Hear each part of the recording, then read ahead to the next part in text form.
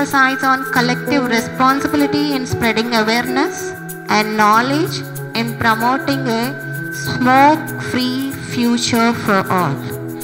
So as we start right now, I invite Dr. O. Nageshwar Rao Garu, Chairman of Dr. O. N. Rao Charitable Trust and Oral Death Foundation, to come onto the stage, who have started the 1-month awareness campaign on No Tobacco Day since as a awareness from 10 years.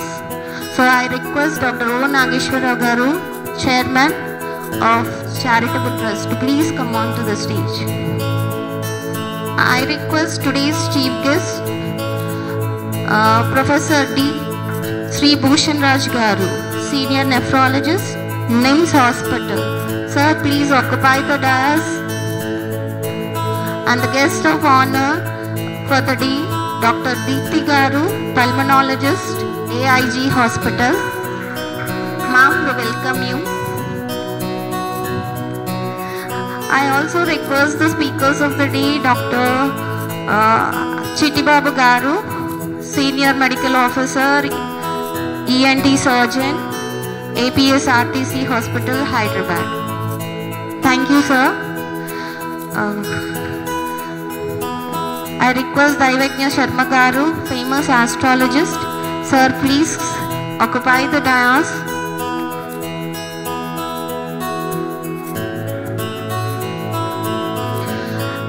I request E. Bhimrao Garu, advocate, to occupy the chair onto the dais.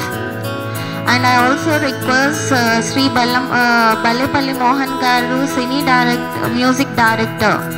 So please occupy the dais.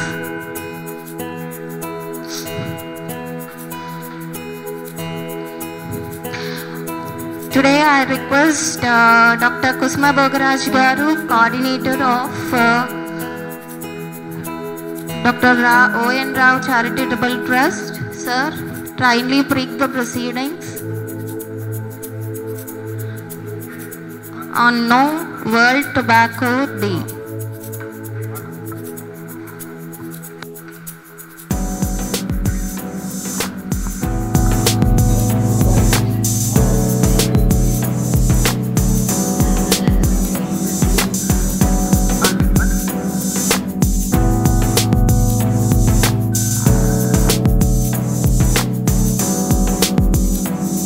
ప్రతిష్టాత్మకమైన పల్మనాలజీలో మంచి పేరు సంపాదించింది. చాలా సౌజన్యం. ఇప్పుడే మాట్లాడాను. అమ్మాయి కూడా కార్యక్రమ ముఖ్య అతిథి గౌరవ పెద్దలు రాజుగారి షాల్వాతో మెమంటో ఓబూరు నాగేశ్వరరావు గారు సన్మానం.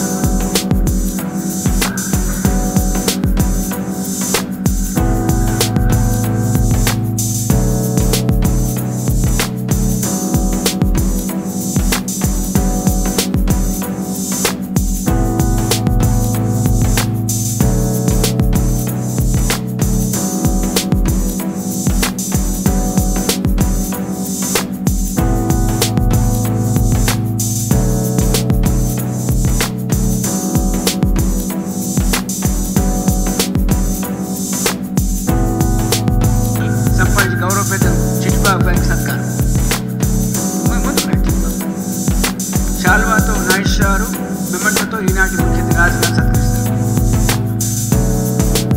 మా భీమరావు నా కళ్ళ ముందు పెట్టినటువంటి భీమరావు ఇవాళ బాగా అద్భుతంగా మాట్లాడాడు. అన్ని ఓపెన్ ఏరియాల్లో కూడా బ్యానర్ పెట్టమన్నారు. అది మంచి ఆలోచన. వారిని కూడా సత్కరించవలసిందిగా ముఖ్య అతిథి గౌరవ పెద్దలు రాజుగారిని అభ్యర్థిస్తున్నారు. నాగేశ్వరరావు శాల్వాతో.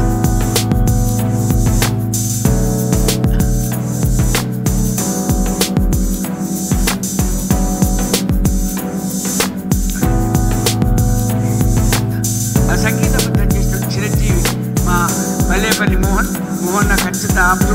నేను చెప్పా, మోహన్ నాకు చాలామంది డైరెక్టర్లు వాడు తెలుసు, తప్పక నేను పరిచయం చేసి వేమన పద్యాలకు ఒక ప్రాణ ప్రతిష్ఠ చేసే ప్రయత్నం చేస్తా అని చెప్పి.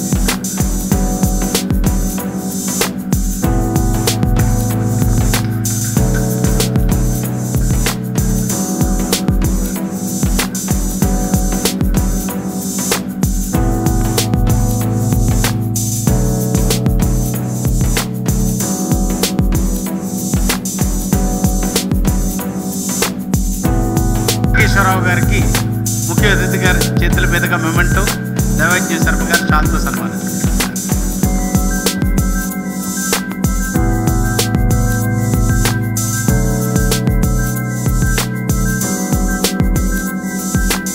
పెద్దలు ముఖ్య అతిథి భూషణ్ రావు గారి ఆశయపూర్వక ప్రసంగం.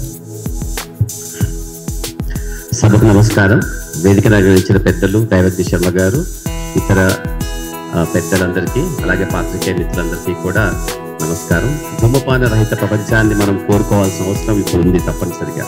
ప్రపంచవ్యాప్తంగా ధూమపానం కారణంగా అనేక మంది మరణిస్తున్నారు. ఏటా 70 లక్షలకి పైగా మరణాలకి ధూమపానం ప్రత్యక్షంగా కానీ పరోక్షంగా కానీ కారణమవుతుంది. అంతేకాకుండా డాక్టర్ దీపిక గారు చెప్పినట్టుగా తద్వారా వచ్చినటువంటి గాలిని పీల్చి చనిపోతున్న వాళ్ళ సంఖ్య, అంటే సెకండ్ హ్యాండ్ అనవచ్చు లేదా ప్యాసివ్ స్మోకింగ్ అనవచ్చు, దానివల్ల సుమారు ఏటా 7 లక్షల మంది పైగా చనిపోతున్నారు. అనేక క్యాన్సర్లు, అంటే సుమారుగా 23 రకాల క్యాన్సర్లకి ప్రత్యక్షంగా పరోక్షంగా ఇది కారణమవుతోంది. దాదాపు 13 రకాల క్యాన్సర్లకి ప్రత్యక్షంగానే కారణమవుతోంది. అది ఊపిరితిత్తులకు కావచ్చు, గొంతు కావచ్చు, కిడ్నీలకు కావచ్చు, స్టమక్ కావచ్చు, కాలన్ కావచ్చు, ఏదైనా కూడా. ధూమపానం వల్ల మనకి పెద్దగా అంటే లాభాలు ఏమీ కనిపించకపోయినా కూడా ఇది బహుశా చాలా సంవత్సరాలుగా ప్రపంచవ్యాప్తంగా ఉంది, మన దేశంలో కూడా ఉంది. చారిత్రాత్మకంగా కూడా అనేక మంది దానికి చెప్పిన సందర్భాల్లో ఉన్నాయి. నాకు సిగరెట్ అంటే ఎంత అసహ్యం అంటే దాన్ని కాల్చి పడేస్తాను అన్నాడు శ్రీశ్రీ గారు. సో అంటే మనిషి కంటే కూడా అతని యొక్క బలహీనత చాలా బలంగా ఉంటుంది. దాన్ని వదిలిపెట్టుకోవడం అంత సులభం కాదు. ఇప్పుడు మన రకరకాల కార్యక్రమాల ద్వారా వాళ్ళని ప్రోత్సహించవచ్చు. మీరు సిగరెట్ తాగకూడదు, బీడీ తాగకూడదు, చుట్ట తాగకూడదు అనేసి.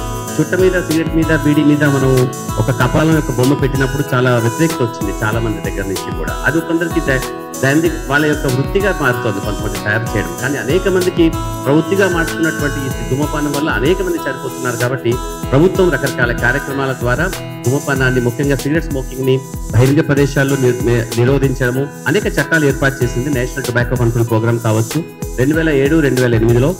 కొన్ని సంవత్సరాల క్రితం కూడా భారత ప్రభుత్వము ఈ సిగరెట్లు కూడా నిషేధించింది. ఎక్కడైనా కూడా ఈ సిగరెట్ కూడా తాగకూడదు. వేపింగ్ అంటుంటారు, అలాంటివన్నీ చిన్న చిన్న చుట్టలు, బీడీ లాంటి టొబాకోని కూడా నాలుక కింద పెట్టుకొని తాగడం, ఇలాంటివన్నీ చేస్తూ ఉంటారు.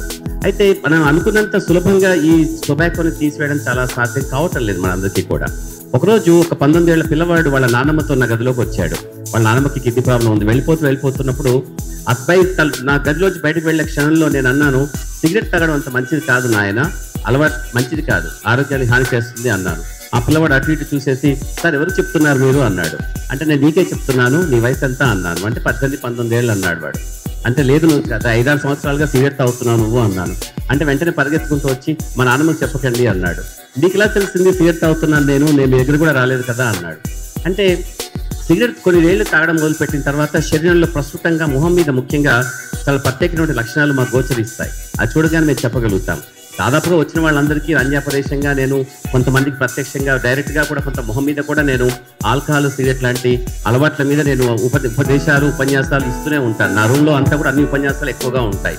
సో అందులో ఈ ఆల్కహాల్, సిగరెట్ స్మోకింగ్ మీద తప్పనిసరిగా మాట్లాడుతుంటారు. ఎక్కడ మాట్లాడాల్సిన అవకాశం వచ్చినా నేను దాన్ని వదులుకోను. ఎందుకంటే మనిషికి ఉన్న అన్నిటికీ దురలవాట్లలో సిగరెట్ స్మోకింగ్ అన్నిటికంటే చాలా పెద్దది.